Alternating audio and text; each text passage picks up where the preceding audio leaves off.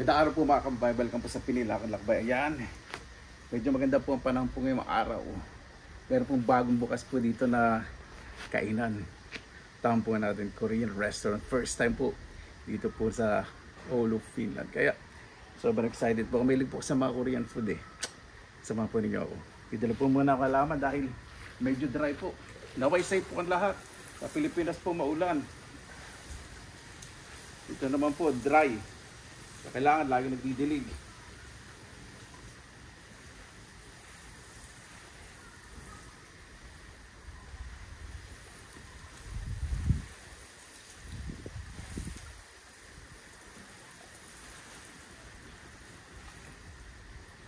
Ito po yung dating tanim ko ng mga bulaklak saka berries saka herb doon sa dati ko pong tinitirhan.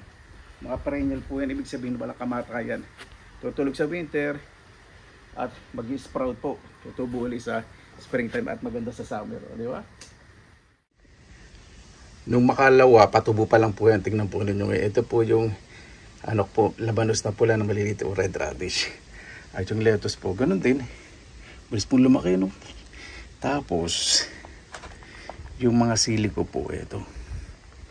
Yan, tapos tumutubo na po yung parang kalat-kalat na green po na yun. Ano po yun? Si Charo. Sarap po yun. Tutubo na agad.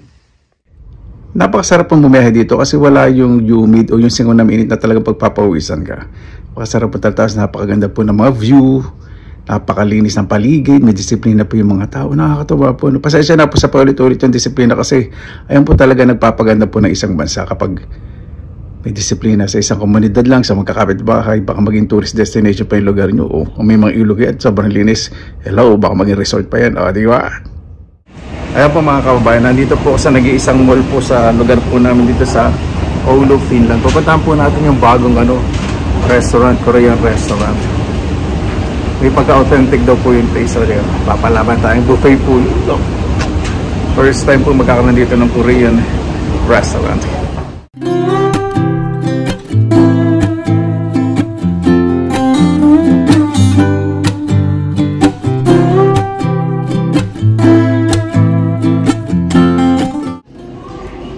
Ito po yung interior po niya. Hindi po ako masyado mag-ikot kasi nire-respeto ko po yung mga ibang kumakain. Nakaka-artista. Artista dating ko dito. Ano po na malalaman. Ayan po mga kabayan.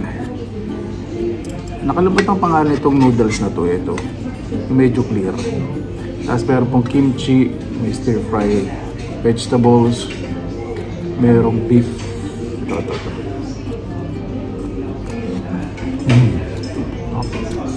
Tingnan natin kimchi.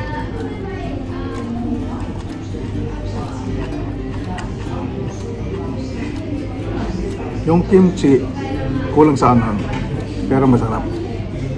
Tapos ito nakalimutan ko, paborito na pangmangkin ko to si Pauline, itong stir fry noodles. Tingnan po natin.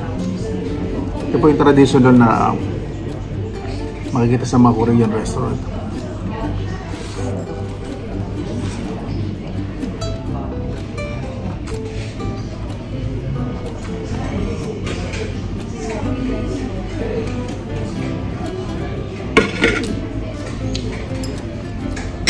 Pasensya na po, nakalimutan ko magdasal.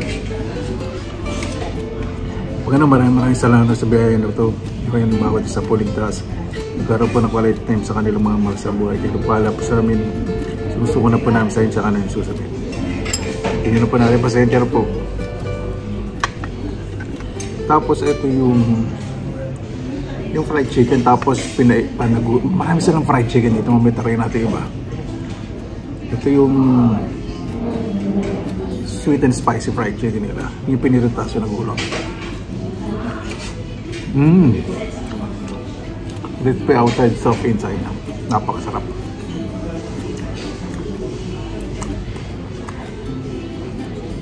Yan naman yung quality ng beef nila. Napakaganda. Ano po ito? More than 14 euro buffet. Top.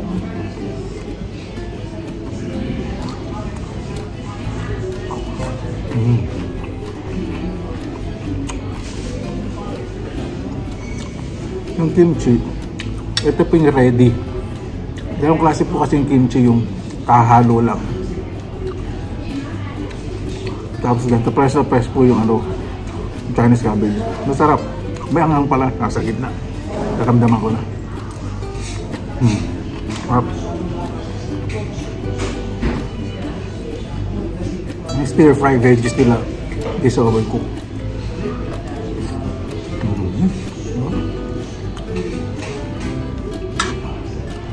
Gusto ko po ito lalagyan nila. Stainless steel, medyo mabigat. Kaya itong chopstick.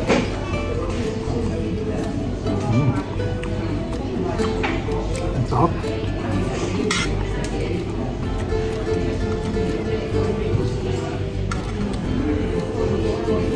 Shiitake mushroom nilagay nila rito. May cabbage. Gusto po itong noodles, hindi siya overcook. Medyo may kunat na konti.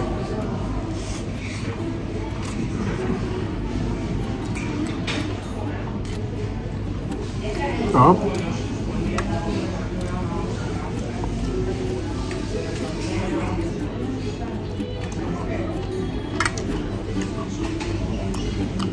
Ang dami pong selection. Pero wala pong soup. Yun. Kasi mga Korean, mayroon po sa soup. Nakausap ko naman yung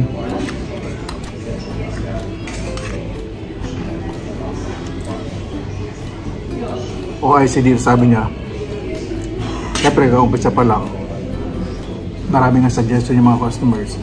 So,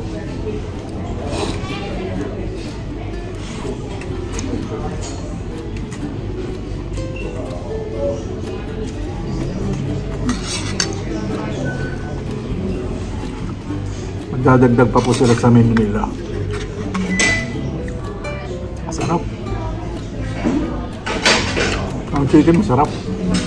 Yung crispiness outside. Tsaka softness inside. Sarap. Halutong luto siya.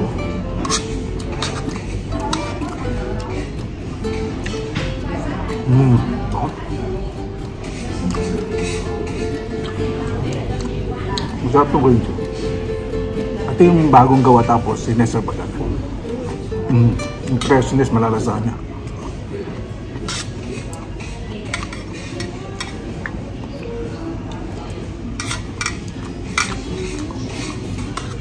Ang gusto ko sa stir fry ito, itong green bell pepper. Mas tasty siya kaysa sa red.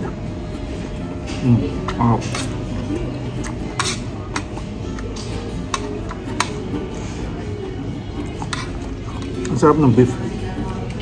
Hindi siya masyadong salty. Yung savory, yung umami taste niya, malalasahan po talaga ninyo. Savory taste, masarap. Tama at may timpla hindi maalat.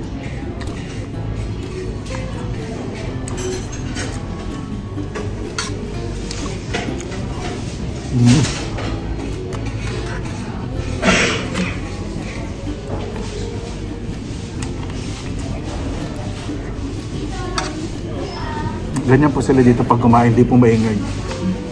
Narinig niyo po, hindi po sila maingay sa mga restaurants. Kaya pagsasalita ko, ayoko rin po nakaka-store. Tsaka ang camera po nakapokus sa akin. Ibig sabihin yung front camera, para hindi rin po sila ma-disturb.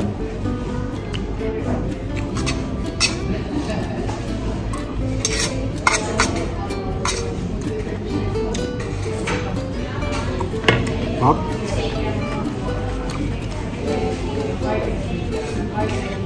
Ako man yung may stir fry, kuha tayo ng mga meat. Kasi ayoko mabusog agad sa stir fry, sa kimchi. Yung si kimchi naman siyempre side dish, di ba?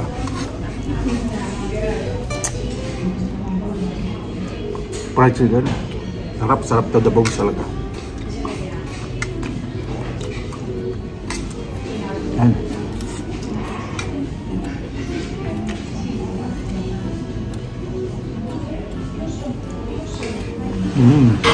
Kuha pa tayo.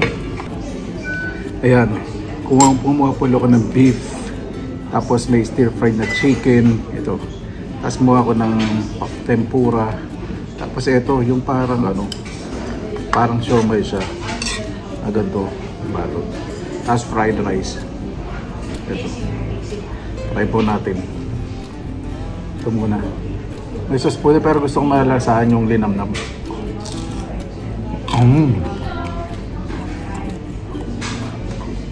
Crispy side. Ang daming feeling yun. Oh.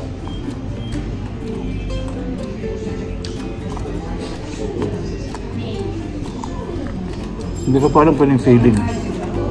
May mga herbs siya, saka may mga flavoring agent. Seasoning. Sarap. Ito po pala, simsimangang. Yung unang kagat ko, hindi ko malalasahan, pero ngayon,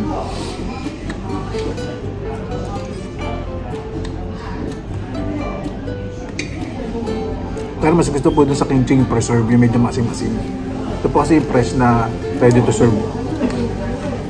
Ito naman, hindi ko po alam kung ano tawag sa Korea, parang tempura. Wow, super crispy. Talagang totoong soup po nasa loob. Wow.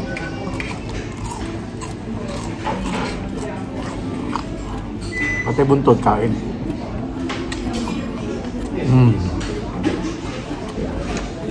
Sobrang sarap. Ito stir fried chicken. Stir fried, not chicken.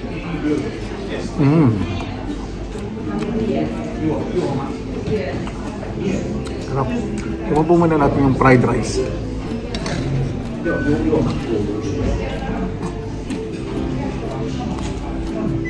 Fried rice masarap. Medyo oily pero masarap.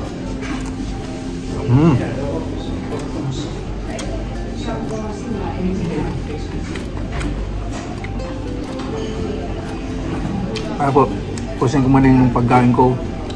Mamaya, sabihin ko po sa inyo yung aking final judgment. Hindi, ayoko mag-judge. Kasi masarap po. Ayoko po kasi i-rate po yung depende sa taste bud ko. Ayoko po. Basta sinabi ko masarap. Okay po yun.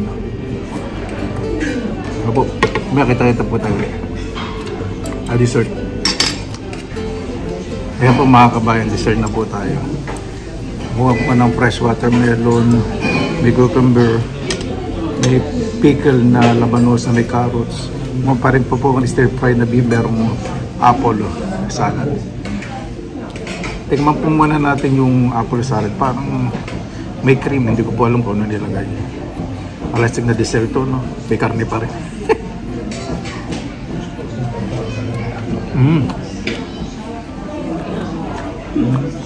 Masarap yung ginamit na cream. Apple salad. Tignan naman natin itong pickled radish.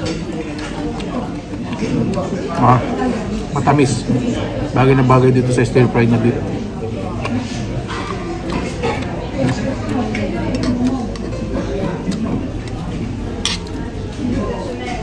Siyempre pang wash out natin, pakwan saka itong pipino.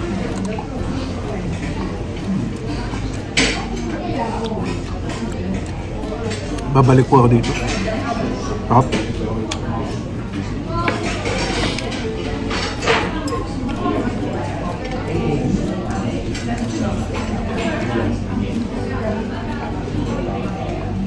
Ano po, iniinom ko? Zero. Cola zero. Paano po? Ikot-ikot pa po ako dito bago po tayo magtabas sa pagkain. Salamatan po muna natin ng Panginoon.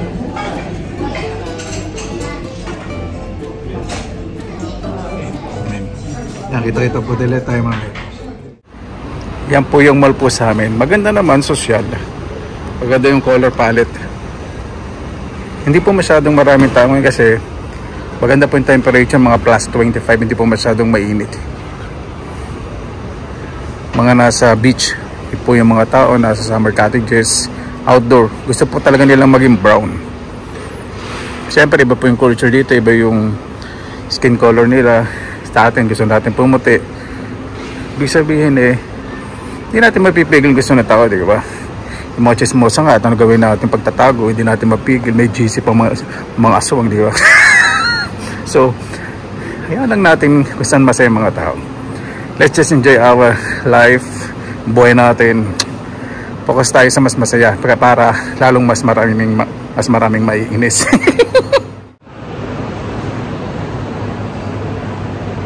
Ito po hindi po masyadong maingay sa mall. Wala po dito yung mga video games na maiingay. Meron pong place para sa ganun po talaga, pero kulong para hindi po makabala po sa iba. Saka yung mga loud music. Excuse me, bago po kasi sila magpatugtog dito sa mga establishment, meron pong bayad po yun yung mga music. They respected copyrights. Kaya yung piracy po dito hindi po makakalusot. Ganyan po ang weekend pag summer. Hindi po masyadong maraming tao sa city center. Ibig sabihin po niyan, wala pong mga pera. Hindi, nasa beach po mga naliligo, nagsa-sunbath. Siyempre sa mga tulad natin gustong ma-preserve yung bangis, sa malalamig na lugar tayo. Ay, yung dagat naman po dito, yung tubig napakalamig eh.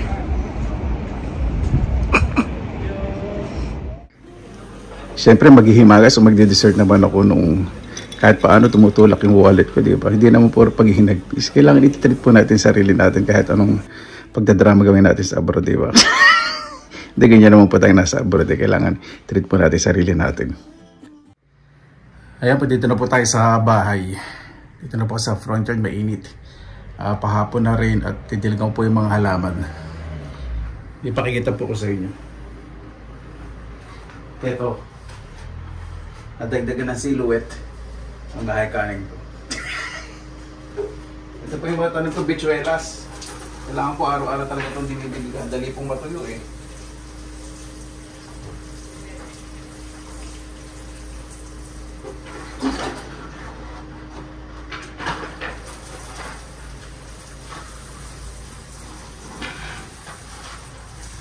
O pag didilig po dapat tumutuloy sa ilalim. May butas po ito sa ilalim. Rated naman po yan.